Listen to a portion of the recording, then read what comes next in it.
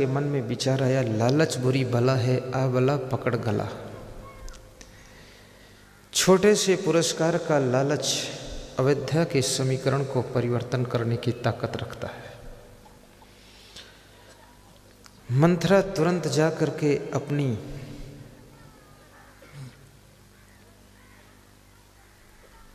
मालकिन कैकेयी से मिलती है और कहती है कि कौशल्या का बेटा राज तिलक पाएगा, राम राजा बनेगा, तुम्हारा बेटा तो नौकर की तरह रहेगा। महाराजा दशरथ से 2 वचन तुमने मांगे थे, अभी उनको लिया नहीं, वो 2 वरदान अब मांग लीजिए। भरत को राजगद्दी मांगिए और राम को वनवास मांगिए, ताकि राम वन को चले जाएं तो भरत के लिए कोई डिस्टर्ब ना हो। याद रखना, कहा जाता है 100 बार फूंकने से गीली लकड़ी भी जल जाती है। मंथरा बार बार कैकेयी को फूंकती है तो कैकेयी का दिमाग बदल जाता है, जबकि कैकेयी को बहुत प्रेम राम से था। तुम्हारे 2 के प्रेम के बीच में तीसरा कोई व्यक्ति अगर डिस्टर्ब करना चाहे और तुम दोनों सावधान नहीं हो तो दोनों के बीच का प्रेम डिस्टर्ब हो सकता है। इसलिए मैं निवेदन करूंगा कि प्रेम को बचाने के लिए हमेशा सावधान और अलर्ट रहना चाहिए। चाहे सास बहू के बीच का प्रेम हो, चाहे भाई भाई के बीच का प्रेम हो, या पिता पुत्र के बीच का प्रेम हो, या ससुर दामाद के बीच का प्रेम हो, या देवरानी जेठानी पति पत्नी के बीच का प्रेम हो, तुम अगर प्रेम से जिंदगी जी रहे हो, तुम्हारे 2 के बीच में ज़्यादा प्रेम है तो पास में तीसरा जो रहता है उसको तकलीफ होने लग जाती है कि ये इतना प्रेम से क्यों रहते हैं, इनके भी कभी खटर पटर होना ही चाहिए। कोई ना कोई ऐसा वे तिकड़म फिट कर सकते हैं, सेटिंग बना सकते हैं कि तुम दोनों टकरा सकते हो, प्रेम टूट सकता है, प्रेम खंड खंड हो सकता है। और प्रेम बड़ा नाजुक होता है, प्रेम बड़ा कोमल होता है, प्रेम बड़ा कमज़ोर होता है। प्रेम को टूटते देर नहीं लगती है और जुड़ता है तो गांठ पड़ जाती है। रहीमन धागा प्रेम का मत तोड़ो चटकाए, टूटे से फिर न जुरे जुरे गांठ पड़ जाए। मंथरा इनाम के लालच में कैकेयी के दिमाग को बदल देती है। किसी के दिमाग बदलने से आपका दिमाग कितना जल्दी बदल सकता है, इस बात को भी जरा विवेक करना। और किसी के प्रभाव से अगर दिमाग आपका इतना जल्दी जल्दी बदल रहा है तो याद रखना, तुम्हारा अस्तित्व खत्म हो सकता है, व्यक्तित्व खत्म हो सकता है और तुम 0 पर पहुंच सकते हो। दूसरे के धक्का से चलने वाली जिंदगी बहुत लंबी जिंदगी नहीं होती है, उस जिंदगी का बहुत जल्दी अंत हो जाता है। इसलिए विवेक पूर्वक चलना, दूसरे के धक्का से मत चलना।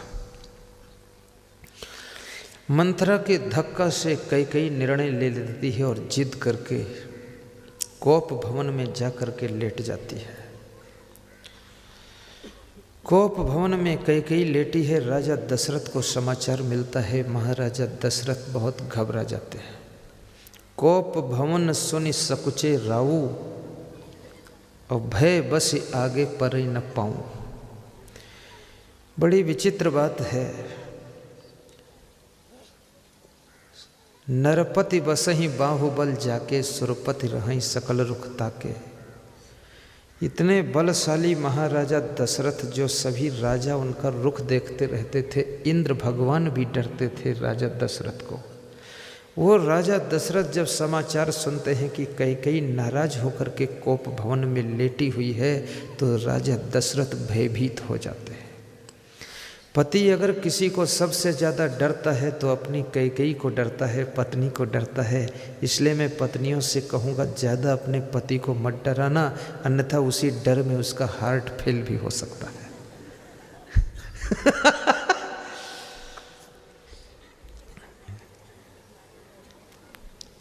कैकेयी ने महाराजा दशरथ के अंदर कंपन पैदा कर दिया है। भय बस आगे पर न पाऊँ। वे इतना डर गए, जिनके डर के कारण उनके पांव अब आगे नहीं बढ़ रहे हैं। कोप भवन में जाऊं तो कैसे जाऊं, डर लग रहा है। वे धर्म पत्नियां धन्य हैं जो अपने पतियों को बहुत ज़्यादा डराती नहीं है। कभी कभी कितनी पत्नियां अपने पतियों को धमकी दे देती हैं कि अगर बात नहीं मानोगे तो मैं सीधे माइक के वापस चली जाऊंगी, रिटर्न हो जाऊंगी, अपनी गाड़ी मोड़ लूंगी, वहीं रहूंगी। पति घबरा जाता है, बात गलत है कि सही है मानना पड़ जाता है। ऐसी जिद मत करना, हठ मत करना, क्योंकि आपके पति का भी बलिदान आपके लिए बहुत बड़ा बलिदान है। जिस माँ ने जन्म दिया है, जिस बाप ने पाला पोसा है, जवान कर दिया है उस बेटे को, तुम्हारा पति बना करके तुम्हारी ड्यूटी में लगा दिया है। अब वो पुलिस गार्ड की तरह खड़ा रहता है, तुम्हारी निगरानी करता है, देखता रहता है। इसमें बहुत से पति हैं, बहुत सी पत्नियां हैं। हर पति हर 5 मिनट में अपनी पत्नी को देख लेता, ठीक ठाक है कि नहीं है। जितना भगवान का वो ध्यान नहीं करता है उतना ध्यान तुम्हारा रखता है। ऐसे पति को बार बार पैर छूना कि तू मेरा ध्यान लगाता रहे, मैं कल्याण कर दूंगी। तो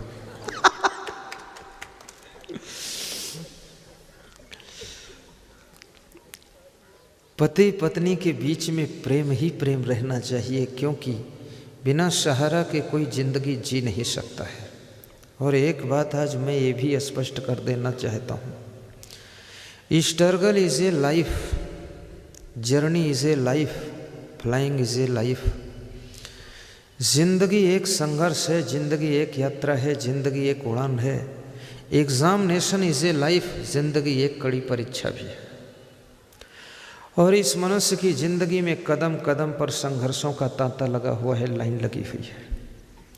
बाहर के हजारों संघर्ष पति झेल सकता है, बाहर की चोटें उसको घायल नहीं कर सकती हैं, बाहर के धक्के उसको बीमार नहीं कर सकते हैं, बाहर का कोई दुख उसको निराश नहीं कर सकता है अगर घर से उसको सपोर्ट मिल रहा है। इसलिए मैं सब नारियों से कहूँगा, अपने पतियों को पूरा सपोर्ट करना, विस्फोट न करना, तो तुम्हारा पति बाहर के सारे संकट सह करके भी उन्नति करता चला जाएगा और तुमको सुख सुविधा से रखेगा।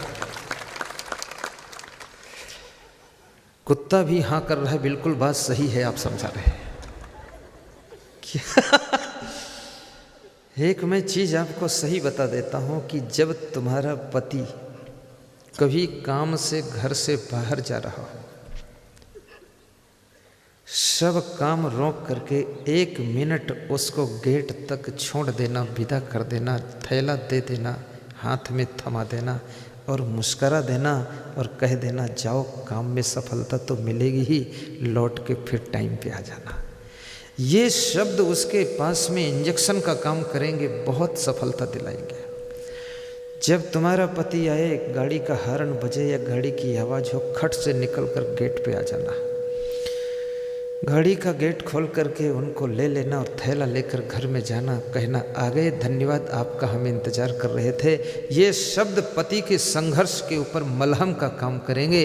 और ऐसा अगर करने की कला आ गई तो याद रखना, पति पत्नी दोनों के लक्ष्य पूरे होंगे, मकान भी सुंदर बनेगा, गाड़ी भी सुंदर रहेगी, और हमारे जैसे संत भी आकर के आपके गाँव में सत्संग भी सुना कर जाएंगे।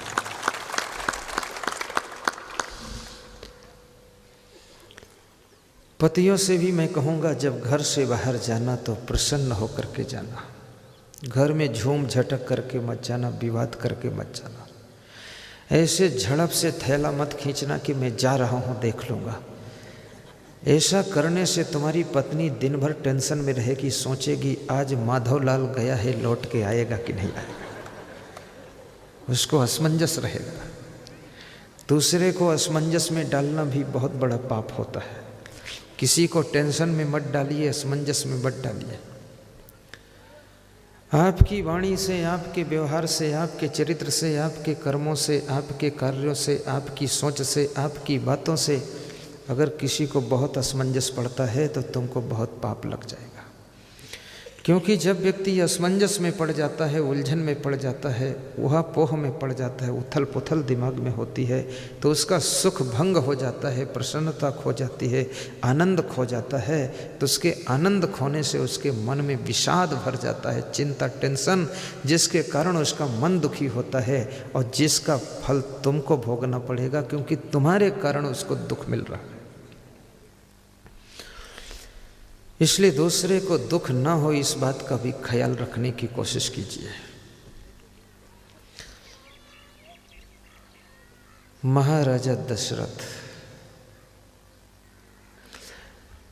और ये भी कहूँगा कि जब बाहर से आना तो कितनी ही दुकान में संघर्ष हुआ हो, कितना ही पॉलिटिकल लाइन में आपको संकट पड़ा हो, टिकट मिला हो न मिला हो, लेकिन घर में घुसना तो थोड़ा मुस्करा करके घुसना।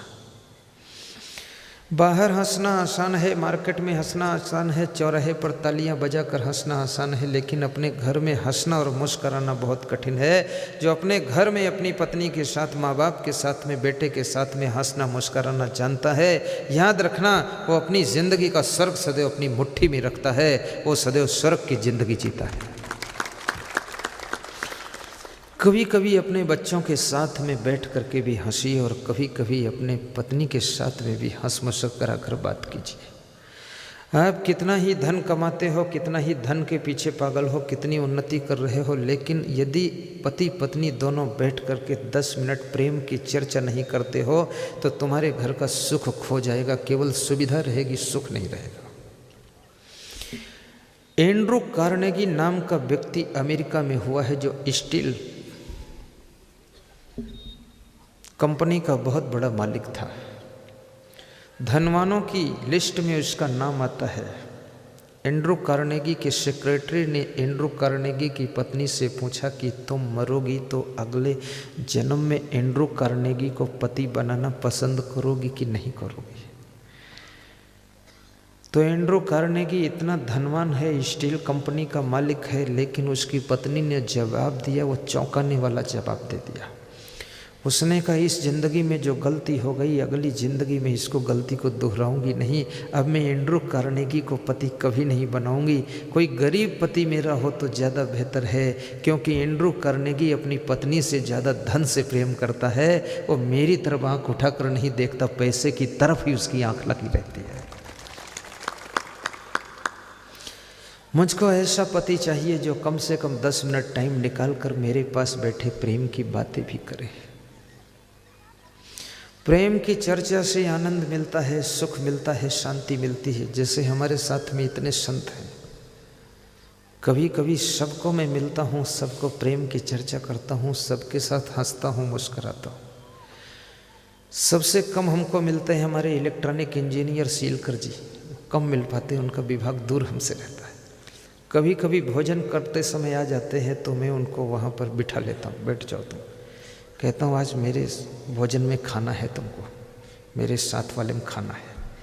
बैठते हैं, अपने साथ में थाली में परोस भी देता हूँ मैं कि इतना खाना है, अब और मत लेना, इतने खा लेना आज। तो वो हंसता है, बोलता है कि थोड़ा और मिल जाए तो ठीक है।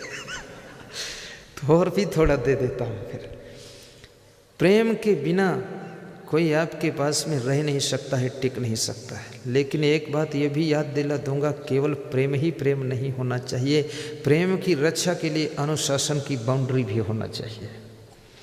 अगर अनुशासन नहीं है, कंट्रोल नहीं है, तो प्रेम नष्ट हो जाएगा। बिना अनुशासन के प्रेम मर जाता है।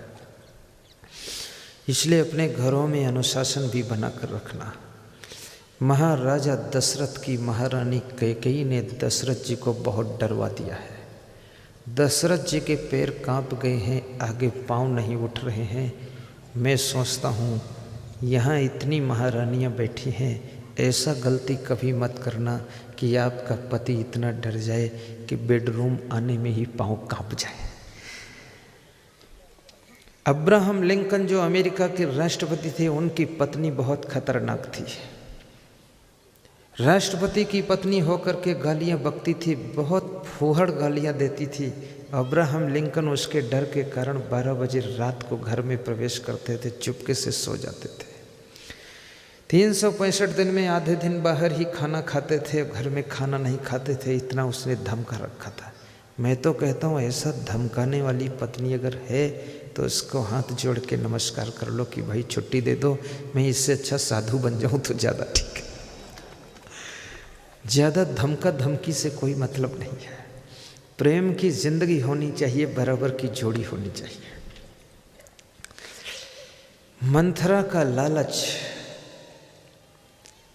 कैकेयी की दासी मंथरा का लालच पूरे अयोध्या की समीकरण को चेंज कर रहा है।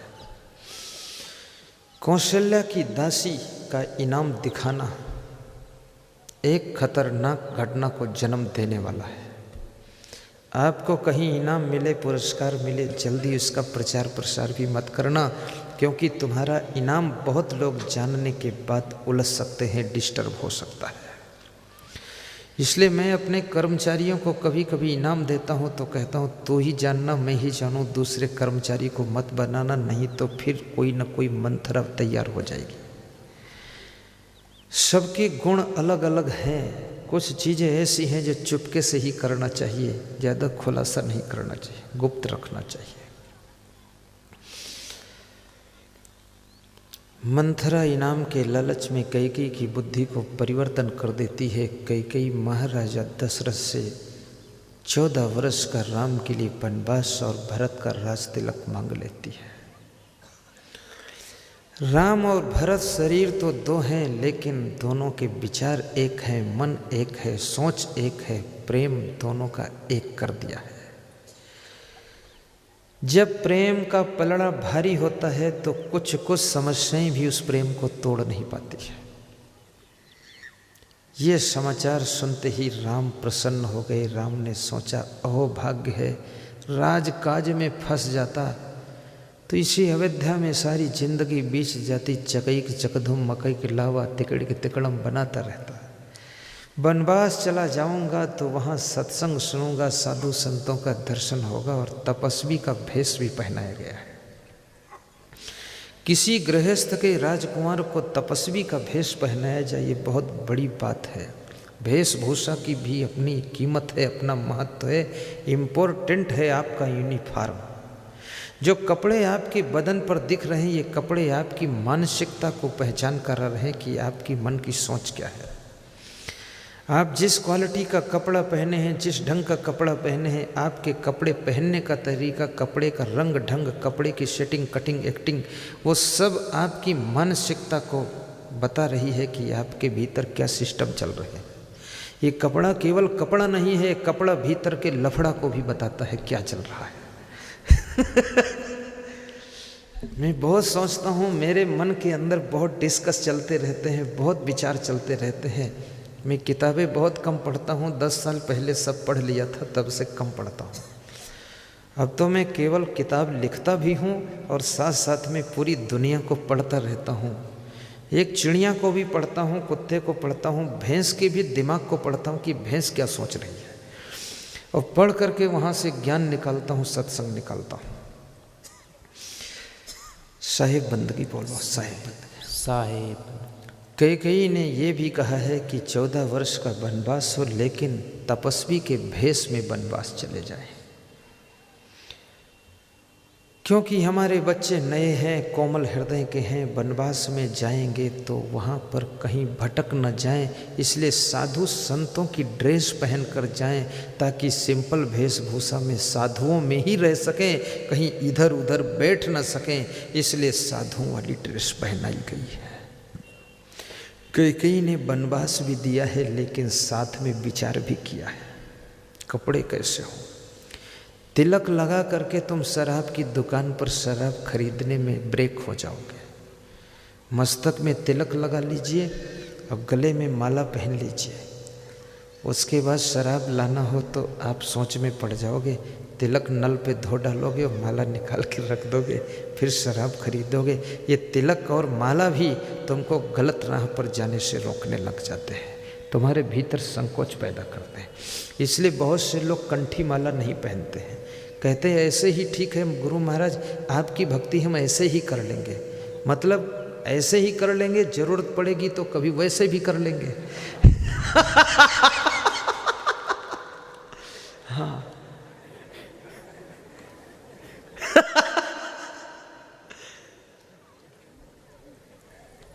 सही बात है ना नवीन, हंस दिया करो यार। हे बाबा, आप हंसते नहीं है, बड़े हिम्मती आदमी।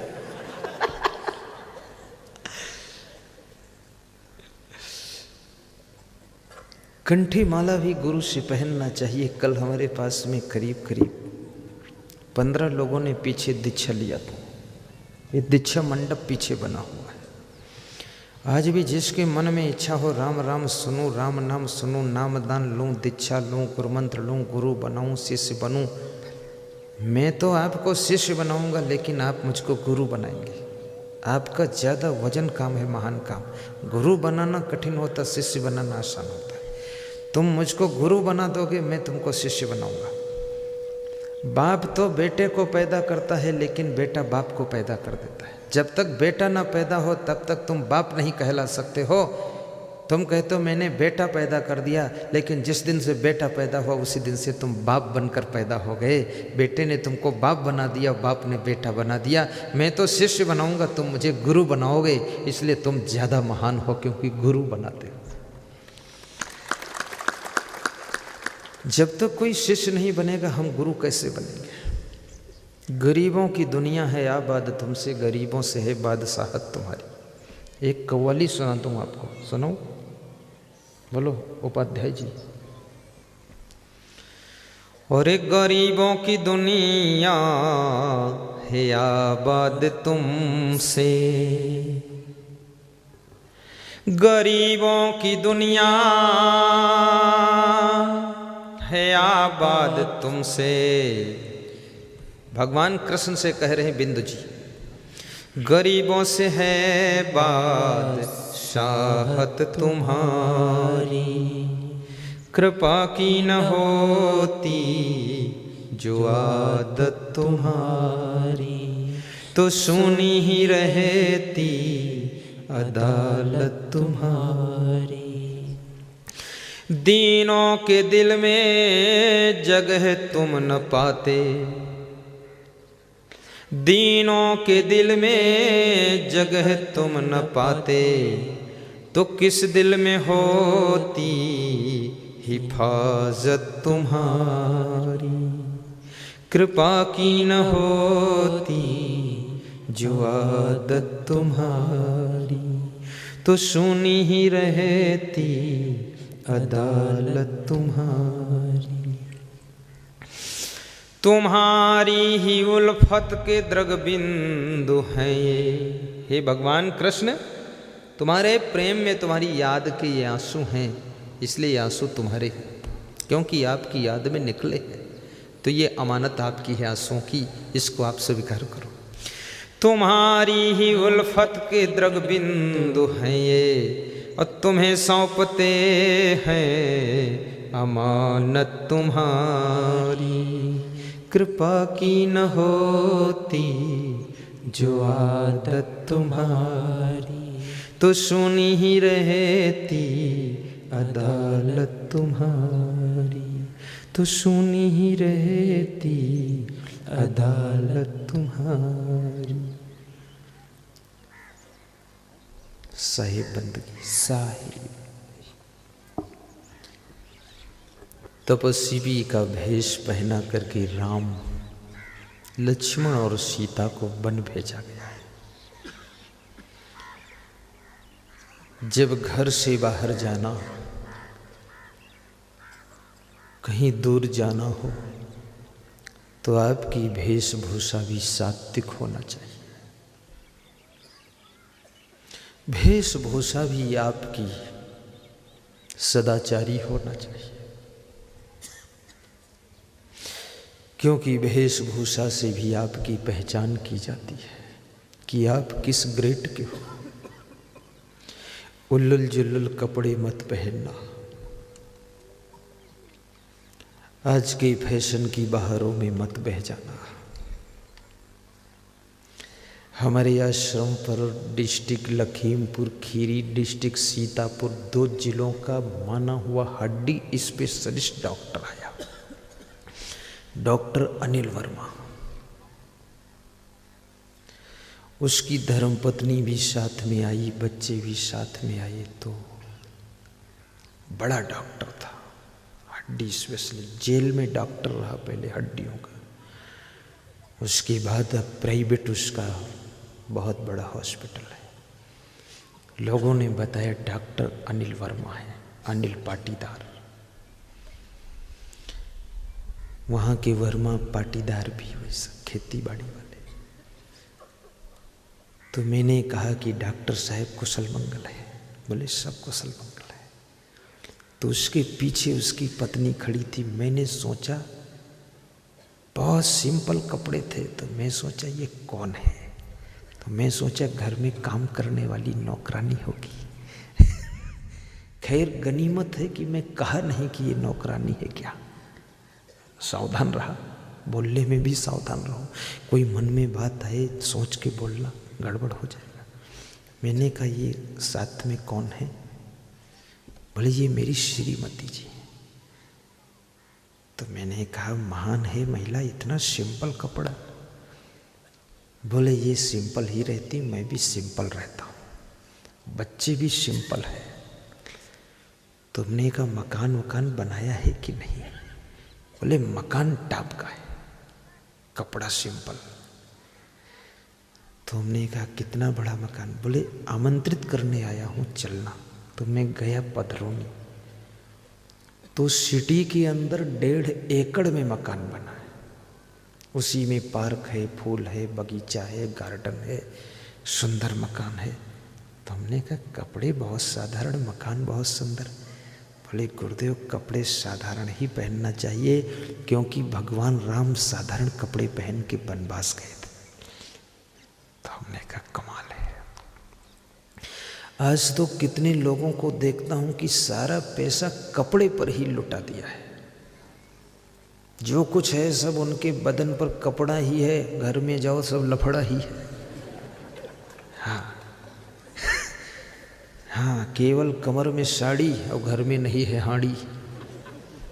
सब बर्बाद हो गए। घर सुंदर बनाओ, गाड़ी सुंदर लाओ, कपड़े साधारण ही पहन लो। सोने का हार बेच करके लोहे की गाड़ी खरीद लो। सोने का हार पहनकर तुम लाद कर ले जाओगे और लोहे की गाड़ी तुमको लाद कर ले जाएगी। फर्क कितना है। महिलाओं से निवेदन है, सोना कम पहनना, लोहा से प्रेम ज्यादा करो। अभी बहुत सी महिलाओं ने सोना बेचकर कार खरीदा है। तुमने कहा बहुत जल्दी ले लिया। बोले 50 साल से सोना रखा था, बचाते बचाते हैरान थे। आपका प्रवचन सुना, फट फाइनल कर दिया, कार लाए हैं 6 लाख की, बैठ के चलते।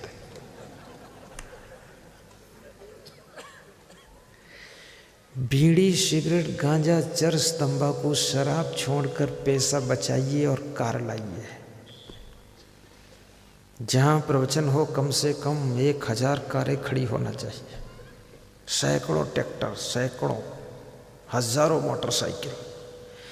1 एकड़ में 2 एकड़ में प्रवचन हो तो 10 एकड़ में गाड़ी खड़ी हो, आनंद आ जाए। मेरा भक्त कोई गरीब रहना नहीं चाहिए और भक्त के मुंह से धुआं नहीं निकलना चाहिए, बल्कि गाड़ी के साइलेंसर से धुआं निकलना चाहिए। तपस भेष विशेष उदासी, 14 बरस राम बनवासी। तापस भेष विशेष उदासी,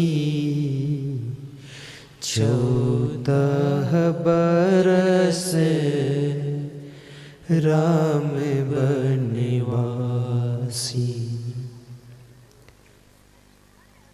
सात्विक कपड़े तुम्हारे चरित्र की रक्षा करने में मदद करते हैं।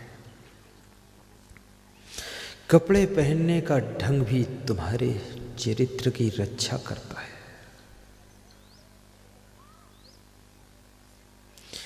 धन्यवाद है इस मध्य प्रदेश को, जहाँ पर माताओं बहनों के सिर पर धोती रखी दिखाई देती है। कई प्रदेशों में जाता हूँ तो धोती सिर पे नहीं है, गर्दन में आ गई। कई प्रदेशों में धोती तो पीछे लटक गई। पहले महिलाएं घूंघट काटती थी ना, तो धोती आगे निकालती थी, आधा फिट आगे मुंह के आगे। उसको घूंघट कहते थे। अब नए ज़माने में कुछ महिलाएं धोती पीछे आधा फिट लटकाती है, उसको मैं ऊंघट कहता हूँ। आगे लटकाओ तो घूंघट और पीछे लटकाओ तो ऊंघट। अब उस महिला को यह भी पता नहीं है मुंह आगे है कि पीछे है, आगे लटका पीछे क्यों लटकाते वो डाउट में है कि पीछे मुंह है क्या, उधर ढांको, पीछे नहीं है।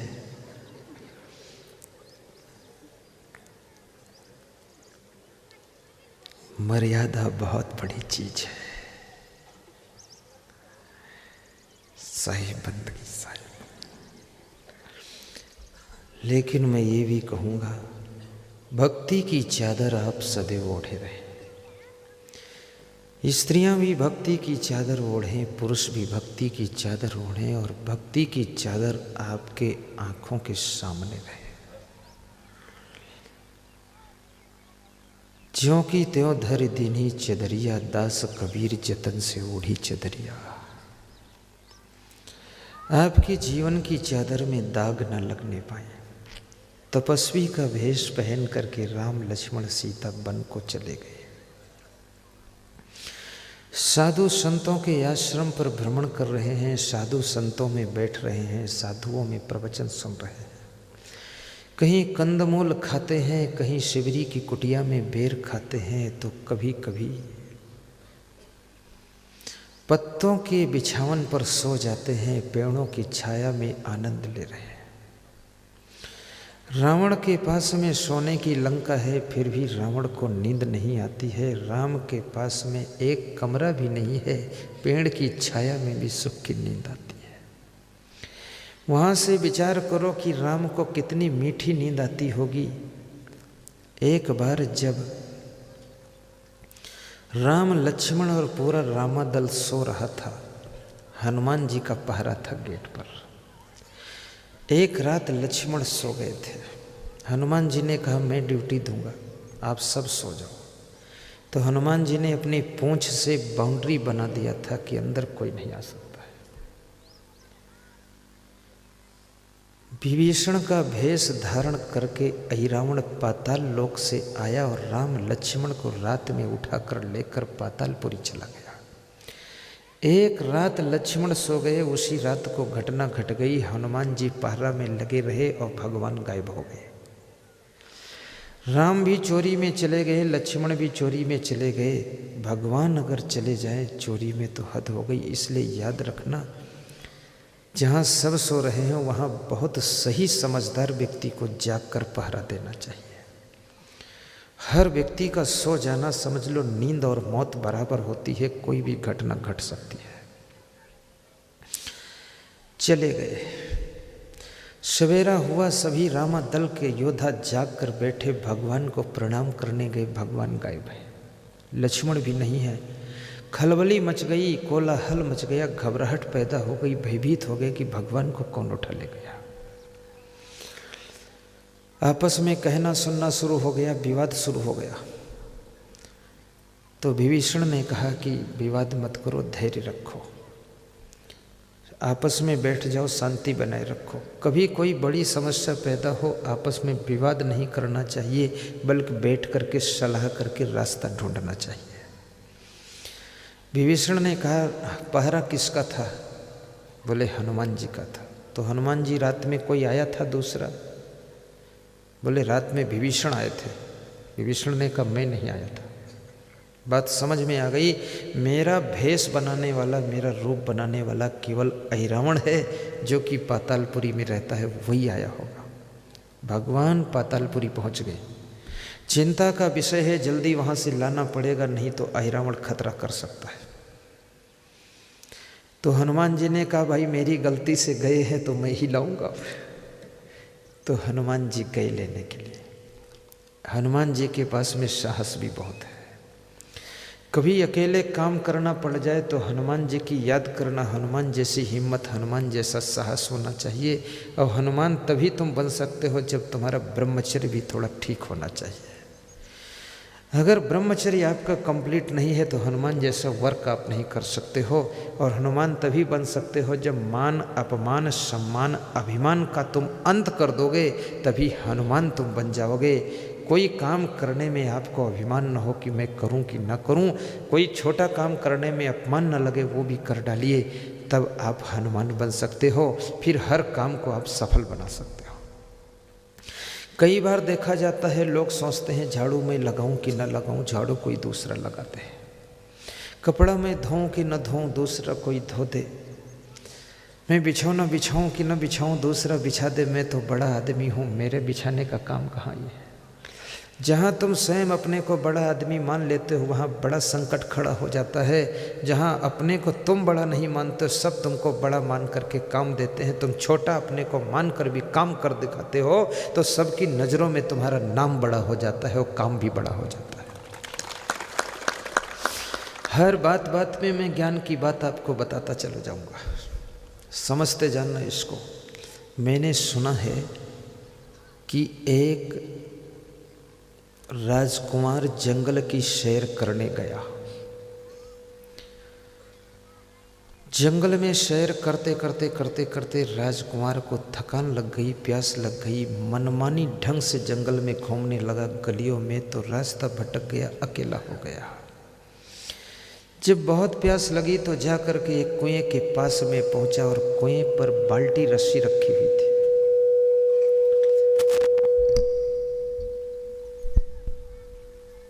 उसने बाल्टी रस्सी में बांध लिया और पानी भरने का प्रयास किया।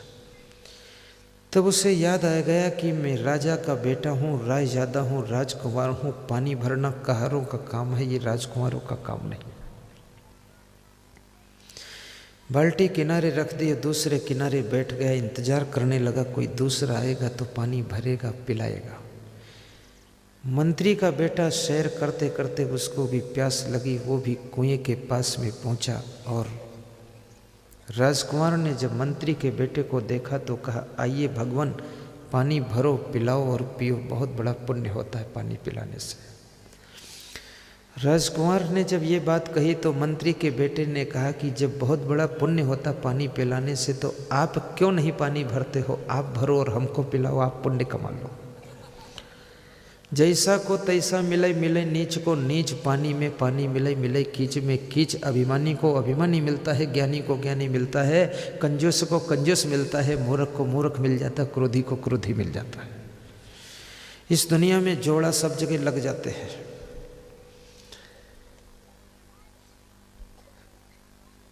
मंत्री के बेटे ने कहा तुम पानी क्यों नहीं भर सकते हो, तो राजकुमार ने कहा मैं राजा का बेटा रायजादा हूँ, इसलिए पानी भर कर नहीं पी सकता, पानी भरना कहारों का काम है।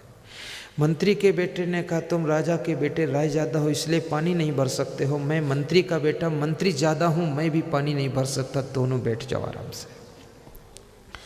दोनों प्यासे हैं, दोनों अभिमानी हैं, दोनों राय ज़्यादा मंत्री ज़्यादा हैं, दोनों किनारे बैठे हुए हैं, इंतजार कर रहे हैं किसी तीसरे का, कोई तीसरा आएगा, पानी भरेगा, पिलाएगा। तब तक तीसरा व्यक्ति आता है। वो उसने देखा कि दो लोग बैठे हुए हैं। दोनों ने कहा कि आइए पानी भरिए, पीजिए, पिलाइए, पानी पिलाना बहुत बड़ा पुण्य होता है। तीसरे ने कहा बहुत बड़ा पुण्य होता है तो तुम दोनों चूक क्यों रहे हो, हमारे लिए पुण्य क्यों छोड़ रहे हो, तुम पुण्य लूटो भैया। तीसरा बोला तुम स्वयं भरकर पानी क्यों नहीं पीते हो, तो दोनों ने कहा मैं राजा का बेटा रायजादा हूँ, इसलिए पानी नहीं भर सकता, कहारों का काम है ये। दूसरा बोला मैं मंत्री का बेटा मंत्री ज़्यादा हूँ, इसलिए पानी नहीं भर सकता, ये कहारों का काम है। तो तीसरे ने कहा कि मैं अमीरों का बेटा अमीर ज़्यादा हूँ, मैं भी पानी नहीं भर सकता, वास्तव में कहारों का काम है। तीनों प्यासे बैठे हैं, लाइन में लगे। तब तक एक चौथा व्यक्ति आता है, उसको देखकर तीनों खुश हो जाते हैं, सोचते हैं बड़ा दयालु लग रहा, पानी भरेगा। चौथे से तीनों ने कहा कि आइए पानी भरिए, पीजिए, पिलाइए, पानी पिलाना बहुत बड़ा पुण्य होता है। वास्तव में पुण्य होता है, पिलाना भी चाहिए। चौथे ने कहा जब इतना बड़ा पुण्य होता तो तीनों आदमी तुम भरकर क्यों नहीं पीते हो, तीनों लोग भरो, हमको पिला दो, पुण्य ले लो। तो तीनों ने कहा कि मैं तो राजा का बेटा राय ज़्यादा हूँ इसलिए पानी नहीं भर सकता। दूसरे ने कहा कि मैं मंत्री का बेटा मंत्री ज़्यादा हूँ इसलिए पानी नहीं भर सकता। तीसरे ने कहा मैं अमीरों का बेटा अमीर ज़्यादा हूँ इसलिए पानी नहीं भर सकता, पानी भरना कहारों का काम है। तो चौथा हंसा और बोला, कहा जय बजरंगबली। उसने कहा कि मैं पानी भरता हूँ। बाल्टी में रस्सी बांधा और बाल्टी से पानी भरा और पिया और बाल्टी में लात मारा और बाल्टी लढ़क कर चली गई। कहा तुम राजा के बेटे राय ज़्यादा हो इसलिए पानी भरकर नहीं पी सकते, तुम मंत्री के बेटे मंत्री ज़्यादा हो इसलिए पानी भरकर नहीं पी सकते, और तुम अमीरों के बेटे अमीर ज़्यादा हो इसलिए पानी भरकर नहीं पी सकते। मैं कौन हूँ? मैं हूँ पक्का हराम ज़्यादा, इसलिए एक बूंद नहीं पिला सकता। राय ज़्यादा मंत्री ज़्यादा अमीर ज़्यादा को मिलता है, हराम ज़्यादा एक बूंद पानी नहीं पिलाता है।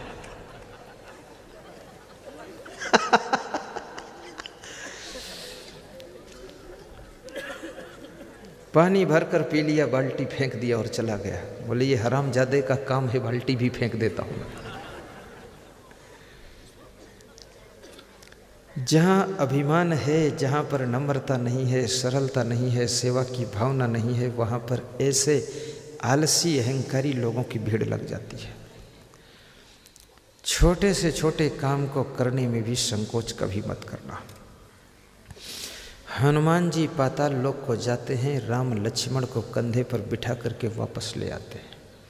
कोई काम यदि आपके कारण बिगड़ गया है तो उस काम को बनाने की जिम्मेदारी भी आपकी होती है।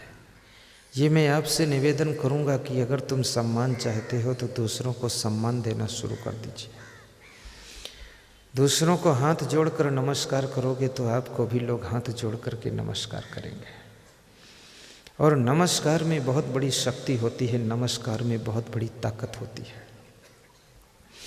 नमस्कार से बहुत काम हो जाते हैं, नमस्कार से बहुत लोग प्रेम से डूब जाते हैं। तुम्हें राम और भरत की कहानी इसलिए शुरू किया था कि कबीर साहब के 2.5 अक्षर प्रेम की बात बता रहा था।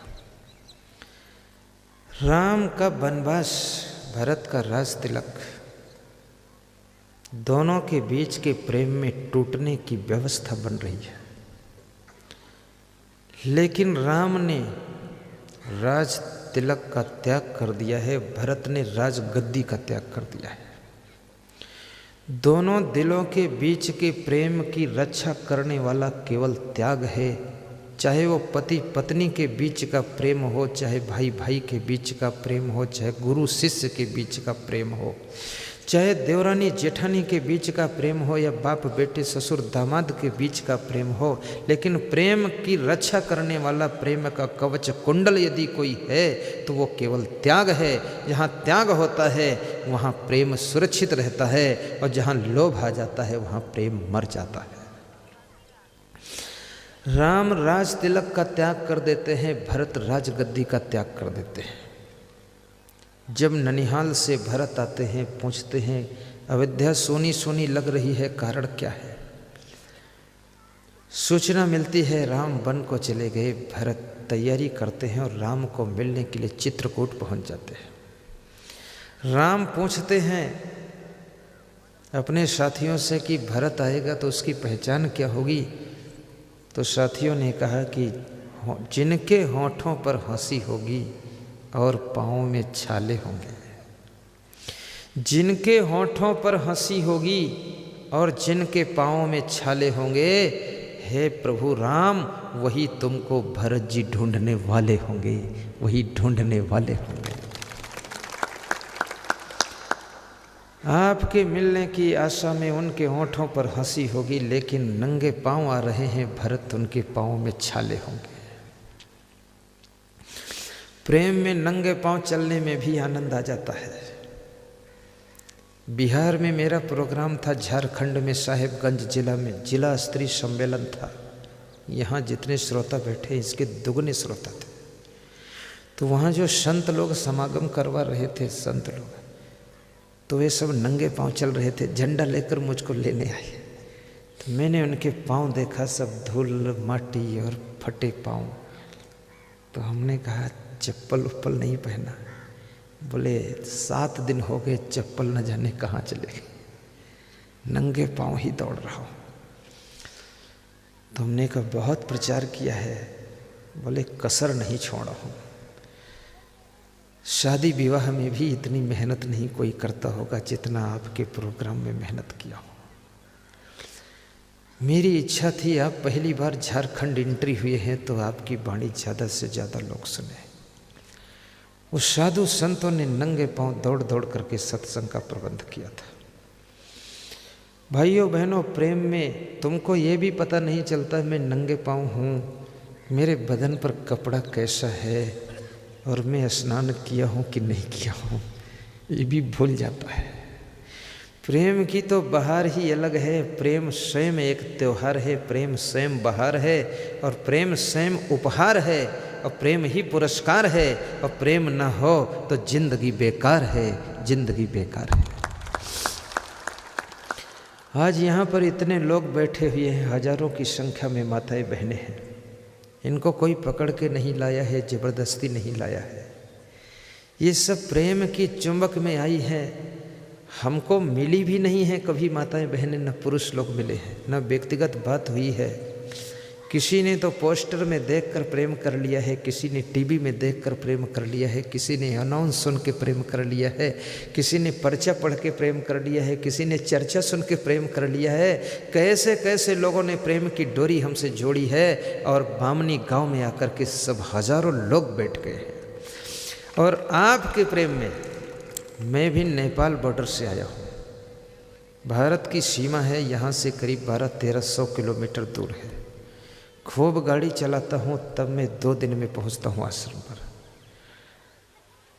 और वहाँ से यहाँ आया हूँ, ऐसा नहीं लगता था कहीं दूसरे प्रदेश में जा रहा हूँ, ऐसा लग रहा था कि अपने आश्रम में जा रहा हूँ। हर भक्त का घर मेरे लिए आश्रम जैसा लगता है।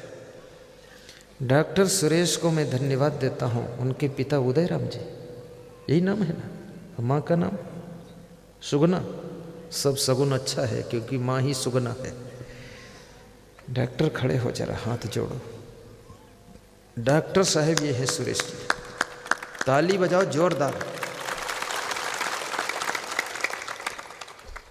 छोटी उम्र है, बालक है, डॉक्टर है, प्यारा है, मुस्कुराता है, लेकिन इतनी उम्र में गुरु जी से कितना जुड़ा हुआ व्यक्ति है।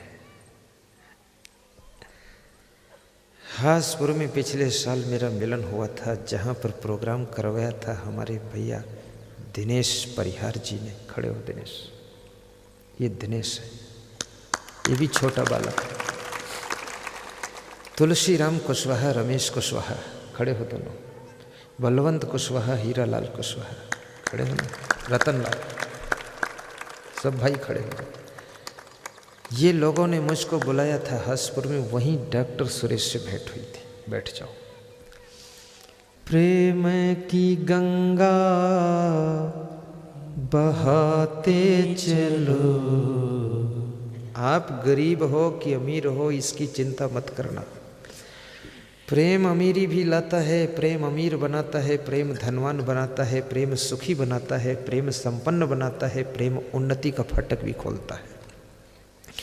अपने बूढ़े माता पिता से प्रेम करना, सास ससुर से प्रेम करना, पति पत्नी प्रेम से रहना, भाई भाई प्रेम से रहना, मैं गारंटी के साथ वादा करता हूँ आपके घर की उन्नति होगी, आपके घर में नई गाड़ी भी आएगी, आपका घर भी नया बनेगा।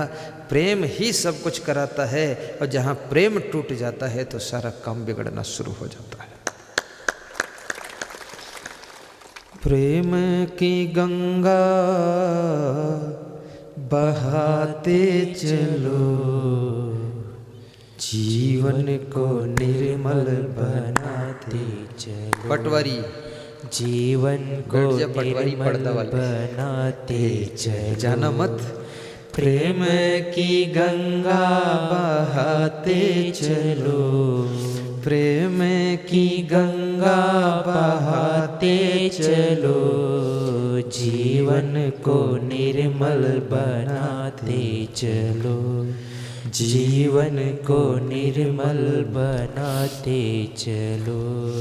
रुपया पैसा महल खजाना, रुपया पैसा महल खजाना, तुमने बहुत कमाया है, तुमने बहुत कमाया है। जब होवे परलोक को जाना, जब होवे परलोक को जाना, कौड़ी नहीं कमाया है, कौड़ी नहीं कमाया है।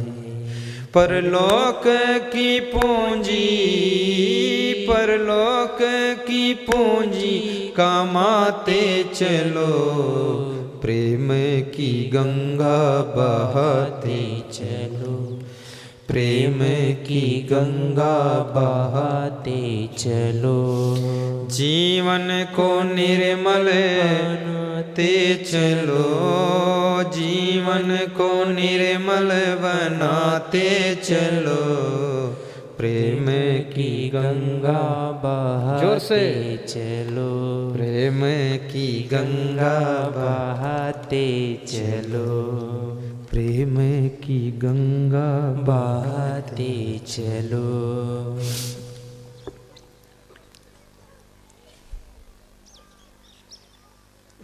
भरत के प्रेम में राम राज तिलक त्याग कर देते हैं। राम के प्रेम में डूब करके भरत राजगद्दी त्याग कर देते हैं। प्रेम त्याग भी सिखाता है,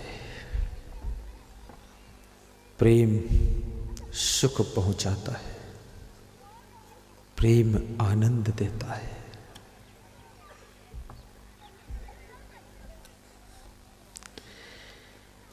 इस प्रेम को पहचान लेना। आज घर घर में हर चीज का विकास हो रहा है, लेकिन मैं कहूँगा प्रेम लोगों के बीच में घटता जा रहा है।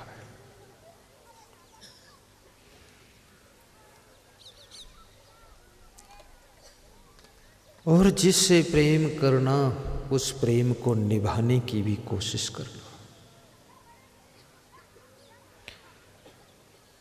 प्रेम बहुतों से कर लो, किसी से निभा न सको तो प्रेम करने की भी मेहनत व्यर्थ हो जाती है। प्रीति करो निर्वाह करो, अनरीति करो वही कहना है। बाढ़ी के प्रीति यथाह भई तो दुख सुख सबई सहना है। प्रेम में दुख को भी सहना पड़ता है, सुख को भी पचाना पड़ता है। मैं निवेदन करूंगा, एक बार पार्वती जी छत पर बैठी हुई बाल सुधार रही थी। विमानों के द्वारा बहुत से गण गंधर्व यात्रा कर रहे थे, सड़कों पर भी बहुत भीड़ थी। पार्वती जी ने शिव जी से पूछा कि ये भीड़ कहाँ जा रही है। शिव जी ने कहा कि ये भीड़ शिव जी के दर्शन करने के लिए मेला जा रहे हैं। तो पार्वती जी ने कहा, आप तो अपने घर में बैठे हैं, आप भी चलें और सब भक्तों को दर्शन देते हैं। शिव जी ने कहा कि मैं नहीं जाऊंगा, ये केवल मेरी मूर्ति का दर्शन करेंगे।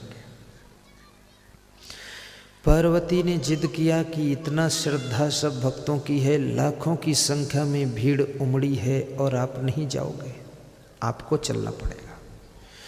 शिव जी ने कहा, इसमें भगत कम है, ठगत ज़्यादा है, इसलिए मैं नहीं जाऊंगा। पर पार्वती नहीं मानी और शिव जी को समझाया और शिव जी को राजी कर लिया। तो शिव जी ने कहा कि चलो आपको मेला का समाचार दिखा देता हूँ।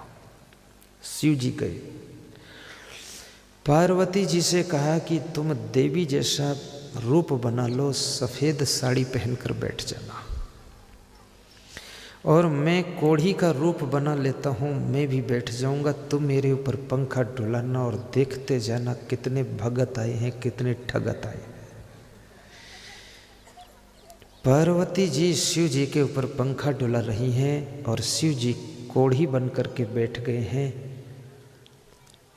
एक नवयुवकों का ग्रुप आता है और पार्वती जी से पूछता है, ये तुम्हारे कौन हैं जिन पर तुम पंखा डुला रही हो?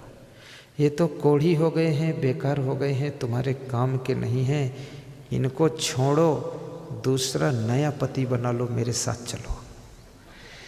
शिव जी मुस्कुराए और पार्वती से कहा कि जिद करके लाई हो, अब देख लो, ये है भगत लोग आए। चूक जाओगी तो तुमको भी ले जाएंगे और मैं अकेले ही लौटूंगा। ऐसे ऐसे भगत लोग हैं। पार्वती जी सोच में पड़ गई, संकोच में पड़ गई कि ना आती तो ही अच्छा था। कुछ स्थान ऐसे हैं जहाँ हर व्यक्ति को जाना नहीं चाहिए, जाने से वहाँ पर लाज बचाना मुश्किल हो जाता है। इसलिए शादी विवाह में हमको लोग बुलाते हैं, मैं नहीं जाता हूँ। कोई झूठ मूठ बोल के फंसा दिया तो मैं क्षमा मांगता हूँ, भैया मेरे को मत ले जाना। क्योंकि शादी विवाह में संत को जाना, मेरे को जाना उचित नहीं, बाकी कोई संत अगर हिम्मत रखता है तो जाए, हमसे मतलब नहीं है। पर वहाँ शादी तो एक की होती है, लेकिन शादी का नशा तो सबके ऊपर चढ़ता है। दूल्हा दुल्हन से ज़्यादा तो और सब जवान सजे धजे, कोई टांग टेढ़ी करके खड़ा है, कोई गर्दन टेढ़ी की है, कोई आंख बड़ी की है। हम लफड़े में क्यों फंसे, बाबा जी निकलो हंस। इसलिए मैं तो मना करता हूँ कि शादी विवाह में हमको मत बुलाना। शादी विवाह के बाद में हमको बुलाइए, जब पति पत्नी दोनों घर में उपस्थित हों, तब मैं गृहस्थ धर्म की उनको शिक्षा दे दूँ, ज्ञान सिखा दूँ।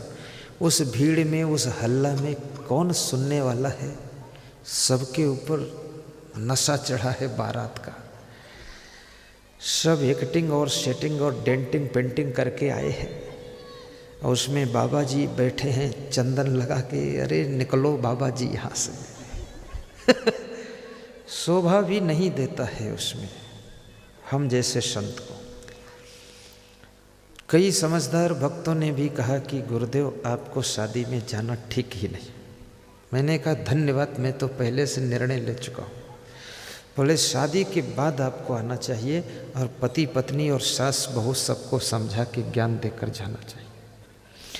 लेकिन किसकी शादी के बाद जाऊंगा, ये भी लफड़ा बहुत है।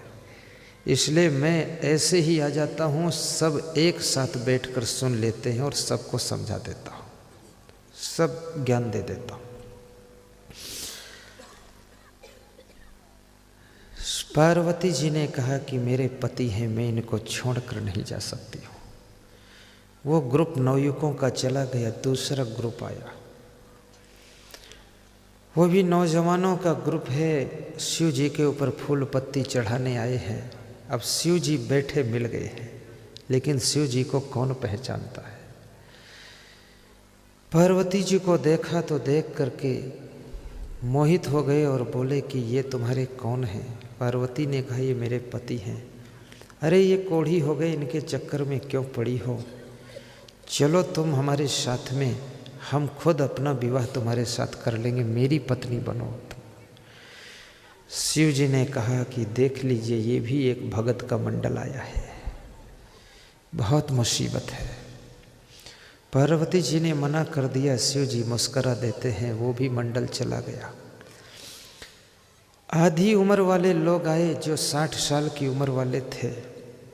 उन्होंने देखा तो कहा कि हे देवी तू महान है, ये तेरे कौन हैं? कहा ये मेरे पति हैं, मैं इनकी सेवा कर रही हूँ। उन्होंने कहा सेवा करना, ये अच्छे हो जाएंगे और कभी ज़रूरत हो सहयोग की तो हमको बताना, हम लोग भी इनकी सेवा में मदद करेंगे। और वो लोग चले गए। शिव जी ने कहा इनके अंदर थोड़ी भक्ति है, लेकिन दान करने की भावना इनके अंदर भी नहीं है। देखो कुछ देकर नहीं गए हैं, वादा करके गए हैं, कभी ज़रूरत हो तो दे देंगे। कंजूस लोग हैं ये। चौथा ग्रुप आया तो एक बूढ़ा उस ग्रुप में था, पोटली में गुड़ बांध कर लाया था। पार्वती जी से पूछा कि ये तुम्हारे कौन हैं? पार्वती ने कहा मेरे पति हैं, बूढ़े हो गए हैं, कमज़ोर हो गए हैं, कोढ़ी हो गए हैं, इनकी सेवा कर रही, पंखा डुला रही। तो उस बूढ़े बुजुर्ग ने गुड़ की पोटली खोल करके पार्वती को दिया, कहा इनको गुड़ भी खिलाना, तुम भी खाना, और इस दास के पास में 2 रुपये का केवल बचा हुआ धन है, ये दान देता हूँ, इनकी सेवा में लगा देना। और ये दवा से अच्छे नहीं होंगे, ये तेरी सेवा से अच्छे होंगे, और बहुत जल्दी अच्छे होंगे, और इतने सुंदर हो जाएंगे कि इनके जैसा दूसरा कोई पति नहीं होगा तेरा। इतना सुनते ही शिव जी मुस्कुराए और शिव जी ने अपना रूप बदला, सच्चा रूप प्रकट किया और उस भक्त को दर्शन दिया। फिर पार्वती को लेकर वापस लौट आए। शिव जी ने कहा इसीलिए मैं इस मेला में नहीं आ रहा था, क्योंकि ये भक्त कम आए हैं, इसमें और मॉडल के लोग ज़्यादा आए हैं। लेकिन पति और पत्नी के बीच में प्रेम ऐसा हो कि आपका पति अगर कमज़ोर हो जाए, बूढ़ा हो जाए, बीमार हो जाए, तो भी पत्नी पंखा डुला करके उनकी सेवा करती रहे। और आपकी पत्नी अगर कमज़ोर हो गई, बीमार बहुत रहती है, उसको छोड़ना मत, उसको निभा लेना, उसकी पूरी सेवा कर देना।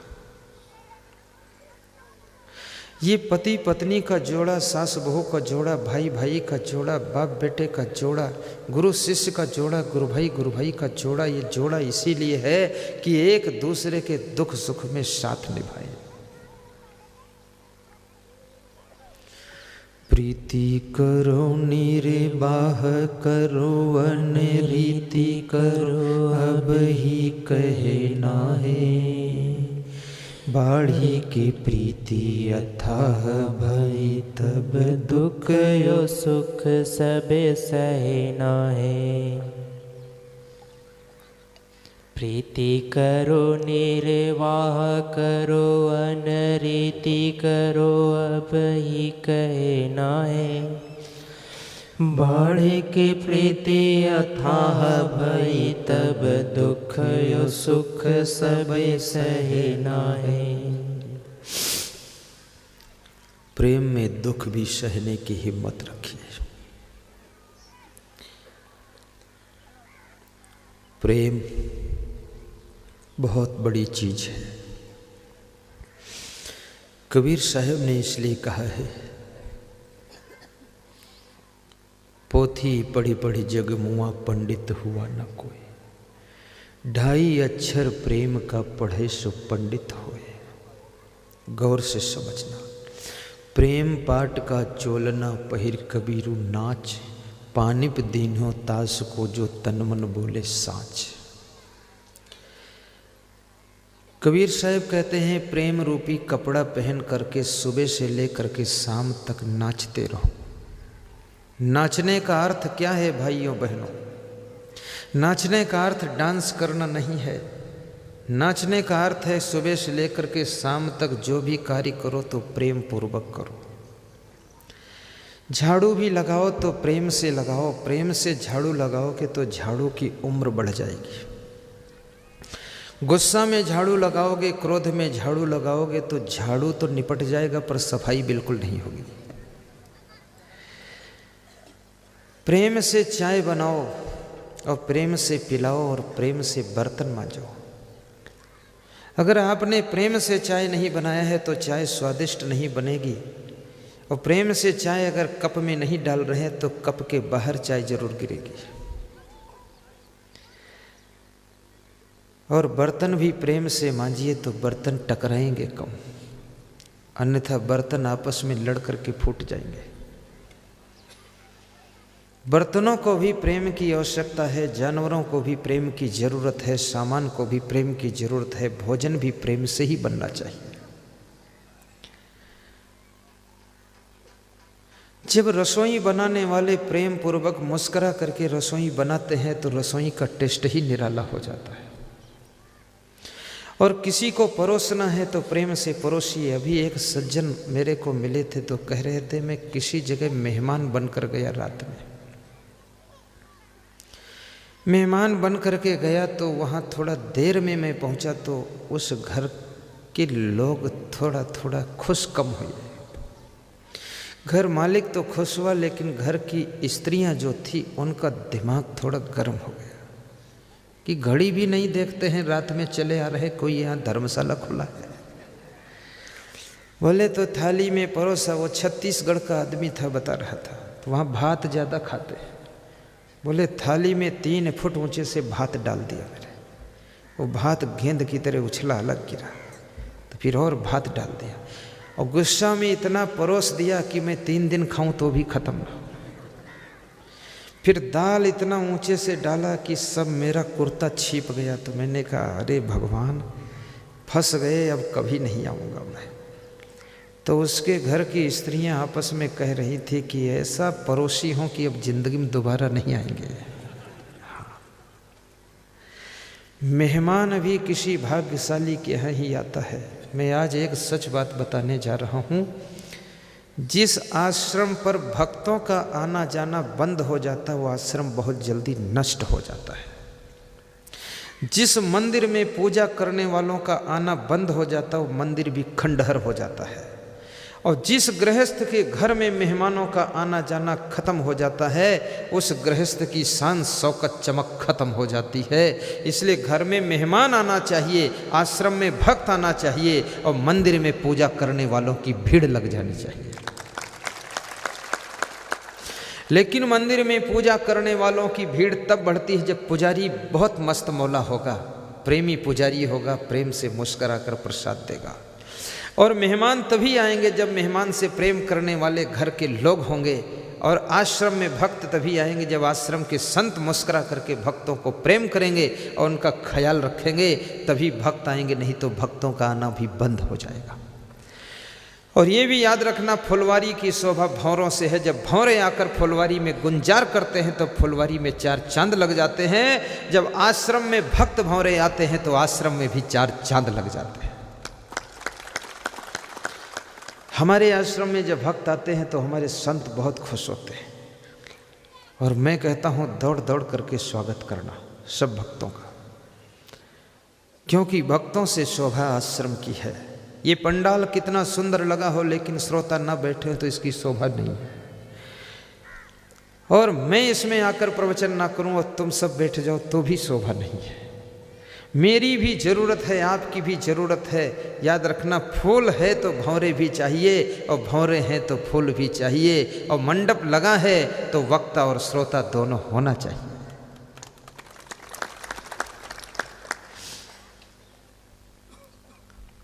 तो कबीर साहब कब कहते हैं कि सुबह से लेकर शाम तक जो भी कार्य करते हो वो प्रेम पूर्वक करो। कपड़ा धो तो भी प्रेम से धो, कपड़ा इतना मत पीटो कि कपड़ा का मैल खत्म हो ना हो, कपड़े खत्म हो गया। कपड़ा के प्रति भी प्रेम रखो। देख लो कितना कपड़ा कमजोर है, उसी ढंग से धो। कपड़ा फैलाइए तो समय पर उतार लीजिए, और कपड़ा आज फैलाया और कल तक पड़ा है, फिर लथर रहा है, इधर उधर गिरा है, लापरवाही मत कीजिए। तो एक तो आज प्रेम की बात बताया हूँ, और दूसरी बात मैं आपको ये बताने जा रहा हूँ कि आत्मा और परमात्मा की बात भी बताना चाहता हूँ। कबीर साहब से किसी भक्त ने पूछा है कि भगवान कहाँ रहता है, राम कहाँ रहता है, परमात्मा कहाँ रहता है। तो कबीर साहब कहते हैं कि ज्यों तिल माही तेल है, चकमक माही आग, तेरा साईं तुझ में जाग सके तो जाग। जैसे तिल के अंदर तेल रहता है, चकमक पत्थर के अंदर आग रहती है, ऐसे तेरे अंदर ही तेरा साईं बैठा हुआ है। लेकिन माया मोह की नींद से जब तू जाग जाएगा तभी वो साईं दिखाई देगा। आज हर आदमी सोया हुआ है, सब नींद में सोए हुए हैं। एक तो शरीर की नींद होती है, दूसरी मन की नींद होती है। हम आप शरीर की नींद से तो जाग गए हैं, लेकिन मन की नींद में सोए हुए हैं। एक नींद नहीं है, अनेक नींदें हैं। मन की नींद, धन की नींद, आदतों की नींद, शराब की नींद, काम क्रोध की नींद, लोभ की नींद, मोह की नींद। इन नींदों में जीव सोया हुआ है। इन नींदों से कौन जगाएगा तुमको? मनुष्य के मन में मोह भी बहुत है, ममता भी बहुत है, आसक्ति भी बहुत है। मनुष्य मोह में सोया हुआ है। जो जितना ज़्यादा इस सृष्टि में मोह करता है, उतना ही ज़्यादा सृष्टि में दुख पाता है।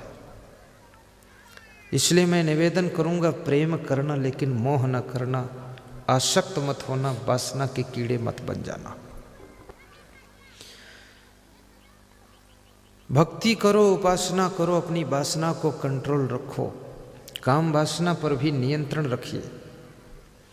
भीतर कभी लोभ उठता है, लोभ पर नियंत्रण कीजिए। लोभ करने वालों की बड़ी दुर्दशा होती है। मछली जरा सा लोभ करती है, अपनी जान गंवाती है।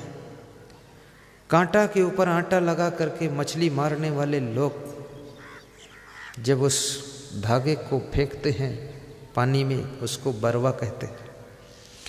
मछली सोचती है मेरे खाने के लिए किसी ने इंतजाम किया है, आटा लेकर आया है, लेकिन आटा के भीतर कांटा है, मछली को पता नहीं है। आटा के लालच में मछली आटा को खाती है, लेकिन आटा खाते ही कांटा फंस जाता है अंदर, मछली की जान चली जाती है। याद रखना, लालच भी बहुत बुरी बला है। आज आदमी देखा जाता है विधायक बन जाता है, मिनिस्टर बन जाता है, चीफ मिनिस्टर हो जाता है, उसके बाद इतना लालच में फंस जाता है कि किसी घोटाला में पड़ जाता है, और घोटाला में पड़ करके वो जेल में पहुंच जाता है, और जेल में आराम से रहता है और कहता है कि जेल भी हमारा घर है। अरे जेल भी घर है? जेल कैसे घर है तुम्हारा? अब दूसरों को समझाने के लिए, इज्जत बचाने के लिए खिसियानी बिल्ली कहती है बड़ा आनंद आ रहा कीचड़ में। ऐसा कहते जेल भी घर है। जेल घर थोड़े हो सकती, जेल जेल है, घर घर है। जेल घर थोड़े होती। कोई कहे टट्टी भी खीर है, टट्टी खीर थोड़े होती, टट्टी टट्टी है, खीर खीर है। ऐसे थोड़े होता तर्क करने से। मेरे से कोई तर्क करता है तो मेरे पास में बिल्कुल तर्क की तलवार रखी रहती है, खट से काट देता हूँ। जेल में जाना ही कितना बड़ा हंसी हो गई। लेकिन अगर जेल में कोई तुमको गलत तरीके से फंसा कर भेज दिया है तो आप मनोबल को टूटने मत देना, क्योंकि कई बार ऐसा होता है लोग 420 से छल कपट करके तुमको गलत फंसा करके भी जेल पहुंचा सकते हैं। ऐसी स्थिति में अगर जेल जाना पड़े तो आप जेल को जेल मत मानना, भगवान कृष्ण की जन्मभूमि मानना और सोचना भगवान की जन्मभूमि का दर्शन करने आया। अब सोचिए, जो लोग साधारण थे, कुछ नहीं थे, और उसके बाद चुनाव जीत करके मिनिस्टर हो गए। मिनिस्टर जेल मंत्री थे और स्वयं जेल में पड़े हैं। ऐसी गलतियां मत कीजिए, इतना लालच मत कीजिए। भैंस का दूध पियो वहां तक तो ठीक है, लेकिन भैंस ही खा जाओ तो सींगें फंस जाएंगी, आंतें फट जाएंगी। कम से कम ऐसे कार्य करो कि पुनः विधायक बने रहो, मिनिस्टर बने रहो, चीफ मिनिस्टर बने रहो, लंबे समय तक जनता की सेवा करते रहो। सर्विस में भी ऐसे घोटालेबाजी, रिश्वतखोरी में मत फंसो कि आपकी सर्विस भी चली जाए। और कितने बड़े अफसर हो जाओ, मन पर नियंत्रण करना जरूरी है। चाहे आप कलेक्टर हैं, जज हैं, और चाहे आप राज्यपाल हैं, राष्ट्रपति हैं, और चाहे पत्नी पति हैं या दुनिया पति हैं, कोई पति हैं, लेकिन सत्संग सुनना बहुत जरूरी है। अन्यथा मन जब चंचलता करेगा तो जज को भी हज यात्रा करनी पड़ जाएगी। ये काम वासना का कीड़ा सबके अंदर क्रिकेट खेलना शुरू कर देता है और सबको चक्कर में डालना शुरू कर देता है। सत्संग की शक्ति, बैराग्यवान संत की ताकत ही इस काम वासना को कंट्रोल करने में मदद कर सकती है। कितने लोगों ने बुढ़ापे में गलती किया है, काम वासना की उलझन में पड़ करके मिनिस्टर का पद खोया है, कलेक्टर का पद खोया है, जज का पद खोया है, चीफ मिनिस्टर का पद खोया है, और ऐसी ऐसी दुर्दशा हुई, मुंह दिखाने लायक नहीं रह गए हैं। मैं निवेदन करूंगा, इस काम वासना को बस में अगर करना चाहते हो तो एक ही रास्ता है, वो रास्ता है कि रोज सत्संग सुनिए, रोज इंजेक्शन लीजिए। ये डायबिटीज़ की बीमारी है, रोज टेबलेट लेना पड़ेगा, तब ये कंट्रोल में रहेगी, अन्यथा गड़बड़ हो जाएगी। और वो सबसे बड़ा वीरों में वीर है, महावीरों में महावीर है, विद्वानों में विद्वान है, जो व्यक्ति अपनी वासना को नियंत्रण में रख लेता है। भगवान श्री कृष्ण से अर्जुन पूछ रहे हैं श्रीमद् भगवत गीता में कि वह कौन इंसान है जो सुखी है और सबसे बड़ा योगी कहलाता है, उसके लक्षण क्या होते हैं। तो कृष्ण भगवान कह रहे हैं कि शक्नोति है यह सोढ़म प्राक शरीर विमोक्षणात् काम क्रोधोद भौम बेगम सहयुक्ता सा सुखी नरा। ये श्रीमद् भगवत गीता का श्लोक है। इसका एक एक अर्थ मैं आपको बताऊंगा। शक्नोति है या सोढ़म प्राक शरीर विमोक्षणात्। कृष्ण कहते हैं जो मरने के पहले पहले शरीर के रहते रहते जीवन काल में ही सांस है, उसी समय जवानी में प्रवेश करते ही अपने भीतर उठे हुए काम और क्रोध के वेग को सहन करने में समर्थ हो जाता है, वही सच्चा योगी कहलाता है और वही दुनिया में सबसे बड़ा सुखी होता है। ये बहुत बड़े वेग हैं, इन चक्करों में बड़े बड़े देवताओं ने भी अपना देवत्व खो दिया है। इंद्र भगवान भी इसमें डिस्टर्ब हो गए हैं, शंकर भगवान डिस्टर्ब हो गए थे।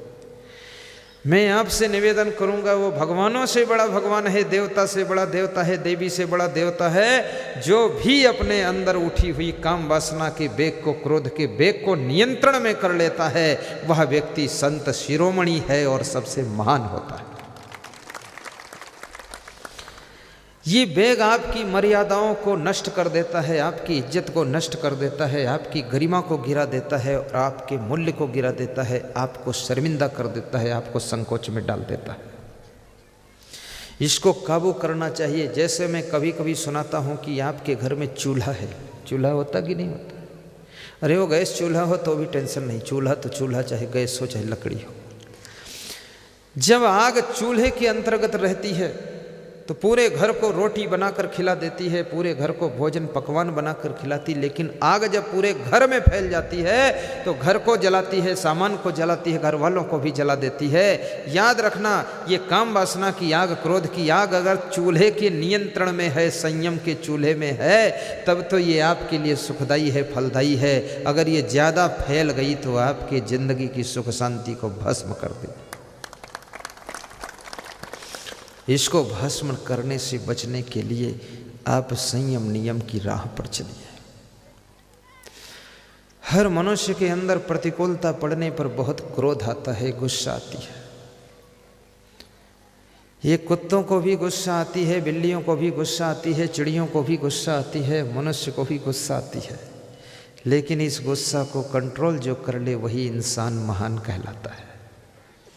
आपके मन में क्रोध आ जाए लेकिन हाथों के द्वारा एक्शन न लीजिए, थोड़ा रुक जाइए, इंतज़ार कर लीजिए, आप तसल्ली कर लीजिए, आपकी गुस्सा शांत हो जाएगी। अगर माँ के ऊपर गुस्सा आ रहा है तो माँ की गलती को क्षमा कर दीजिए और माँ को माँ ही समझिए, माँ को गाली मत बकिए। जिसके मुख से माँ के लिए गाली निकल जाती है, बाप के लिए गाली निकल जाती है, तो समझ लेना ये बहुत बड़ा पाप लग जाता है, क्योंकि वह इस योग्य नहीं है कि आप उनको गाली दें। सास ससुर को गाली दें, उनको गालियाँ कभी मत देना, बस उनसे क्षमा मांग लेना कि मेरे भाग्य में ये सास ससुर थे, अब इनको निभाना है, जो भी गलती होती है ठीक है, स्वीकार करते हैं, निभा लेना। और मैं ये भी कहूँगा कि सुबह सुबह थोड़ा भजन भी गाना है। ज़्यादा टेंशन में मत रहना, सुबह उठ करके चिल्लाना मत शुरू कर देना। कितने लोग सवेरे सवेरे उठ करके केवल चिल्लाने का काम करते हैं, टेंशन का काम करते हैं, हल्ला मचाना शुरू करते हैं। न भगवान का नाम न गुरु का नाम, केवल टेंशन टेंशन, चिल्लाते हैं। सभी सो रहे हैं उठे नहीं हैं, सभी सो रहे उठे नहीं। अरे इनके लफड़े में रोज क्यों पड़े हुए हो? लखनऊ की कहानी मैं आपको सुना रहा हूँ, बड़ी प्यारी कहानी है। हमारे एक भक्त थे, वो टेलीफोन विभाग में सर्विस करते थे। तो कह रहे थे एक दिन बच्चे को मैंने 5 बजे जगाया तो बच्चा मेरे ऊपर ऐंठ कर खड़ा हो गया कि आज जगाया तो जगाया, दूसरे दिन मत जगाना नहीं तो पिताजी तुमको ठीक कर दूंगा। बोले उसी दिन से मेरा दिमाग ठंडा हो गया कि अभी तक इतनी उम्र हो गई क्या ठीक नहीं हुई, बेटा ठीक करेगा मुझे। बोले बिल्कुल दुरुस्त है दिमाग गुरुदेव, उस दिन से मैं नहीं जगाता हूँ। बोले उसी दिन से मेरे यहाँ किराना की दुकान है और सुबह सुबह ग्राहक आ जाते हैं, तो मैं 4 बजे उठ करके तैयार होकर के 4:30 बजे दुकान खोल देता था और सब चालू कर देता था। लेकिन अब मैं 4:30 बजे उठ करके मंदिर चला जाता हूँ, पूजा पाठ में बैठता हूँ और 10 बजे वहाँ से आता हूँ। सब लफड़ा ख़त्म कर दिया और आपके आश्रम आ गया हूँ, 10 दिन रुका हूँ, अब जगाता नहीं बिल्कुल। तो मैंने कहा हुआ क्या? बोले अब मेरा बेटा 3:30 बजे जाग जाता है। उठ करके दुकान खोलता है। मेरा वेतन 40,000 महीने है, बेटा तो केवल दुकान ही है। मैंने कहा तेरी दुकान का 1 पैसा नहीं लूँगा, अपने वेतन का 1 पैसा नहीं दूंगा, और तेरे को ज़िंदगी में नहीं जगाऊंगा, क्योंकि मैं पहले से ठीक हूँ, अब तेरे से ठीक नहीं कराऊंगा अपने को। पूरा बेटा सुधर गया है। अब कहता है पापा माफ़ कीजिए, आप हमको जगह दीजिए, आप दुकान संभाल दीजिए सुबह सुबह। मैं अब चक्कर में नहीं पड़ूंगा। तो मैंने उनको समझाया कि जब बेटे ने माफ़ी मांग लिया और पैर छू लिया, तो अब आपकी गलती है, उसको माफ़ कीजिए और 4 बजे उठ के आप दुकान डील कीजिए। बेटा 8 बजे आ जाएगा, कोई बात नहीं, बेटा आपका है। अगर कभी भूल से कड़क शब्द निकल गया तो उसको क्षमा भी करना चाहिए और फिर से अपने कर्तव्य का पालन करना चाहिए। कभी कभी भूल से आपके बेटे से, आपकी बहू से, आपके बाप से, आपकी माँ से, आपकी सासू से, आपके ससुर से, भूल से जोश में कोई शब्द निकल सकता है। उस शब्द को पकड़ करके मत बैठ जाना, गांठ बना के मत बैठ जाना, उसको वहीं पर विदा कर देना और अपने माता पिता के गुणों को याद करना और उनसे ताज़ा प्रेम बना करके ज़िंदगी जीना। कभी उन्होंने डांट दिया हो, कुछ कह दिया हो, तो मन में नाराज़ी लेकर के मत बैठना, अपनी गुस्सा को लंबे समय तक मत खींचना। सुबह अगर किसी से नाराज़ हुई हो तो दोपहर तक राज़ी हो जाना, और दोपहर में कुछ नाराज़ी हुई है तो शाम तक खुश हो जाना और आराम से प्रेम करके सो जाना। क्योंकि जिससे तुम्हारी नाराज़ी हो जाती है उसकी याद बहुत आती है, दोस्त से ज़्यादा दुश्मन याद आते हैं, ये याद रख लेना। एक विचारक ने कहा है, उससे आपका सुख भंग होता है जब किसी से तुम टेंशन बना लेते हो, तनाव बना लेते हो, कोई खटर पटर कर लेते हो, तो वो बात दिमाग से नहीं निकलती है और बार बार उसे याद करके तुम्हारे मन में दुख होता है, उलझन होती है। इसलिए उस बात को हल कर लीजिए और उसके बाद आराम कर लीजिए। मैं एक बहुत अच्छी बात आपको बताता हूँ कि मन की आदत ऐसी है जो कि नेगेटिव बातों को बहुत पकड़ता है और पॉजिटिव बातों को भूल जाता है। मन की आदत ऐसी है, नेमीचंद जैन साहब मौड़ी माता के पुजारी, आप खड़े होकर दर्शन दो जरा मेरे दादाजी, ये मेरे काका जी हैं, मौड़ी माता से आए हैं, नेमीचंद जैन जी। जैन परिवार से हैं और पति पत्नी दोनों भागते हुए सत्संग सुनने चले आते हैं। मौड़ी माता में हमारा बहुत बड़ा समागम इन्होंने करवाया था। ये ऐसा बंदा है जो उस गांव के अंदर धर्म की ध्वजा को लहराने में पूरा जीवन दान किया।